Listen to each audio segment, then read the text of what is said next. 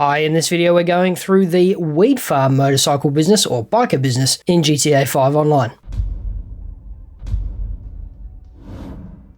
Hi and welcome back, my name's Dan and I'm an old grumpy gamer. Grand Theft Auto is a truly massive game. Between GTA 5 and the constant updates from Rockstar for GTA Online, there's no shortage of new content and interesting things to do. Join me then as we look at every business in GTA 5 Online, starting with one of the entry-level ones, the weed farm. Before we dive in, if you're new to the channel, we do how-to guides, news and giveaways, so consider subscribing and ringing the bell to stay up to date. I'm going to be honest with you, the biker businesses in GTA Online are not great solo. They're doable, but you have to watch them like a hawk. And why is that? Well, the sell missions. If you let any of the stock levels go above a quarter, that's just above the first marker, you'll end up delivering multiple lots of product. That's at least 2 vehicles and sometimes up to 10 individual drops. Let it go above half and you'll end up with 3 vehicles and up to 15 drops. And if you let the stock levels go above 3/4, that's 4 vehicles and up to 20 drops. I can tell you from experience, you cannot deliver more than 3 vehicles worth of product. There's just not enough time available in the half hour you get for a sell mission. And there's always a massive risk of having product destroyed while it's left unattended back at base, especially considering this can only be done in a public lobby. If, however, you're willing to put in the work, or you have a group of mates you kick around with in GTA regularly, then you're good to go. Also, despite the claims and statements from others about biker businesses, this is not a truly passive business. Certainly not like the passive components of the arcade, nightclub, or agency. As I mentioned, there are sell missions where you have to carry your goods across the map in public, free roam lobbies. And if you want to make any real money, then you have to do supply missions too, which are basically fetch quests. Now, assuming you haven't switched off the video, let's get into it.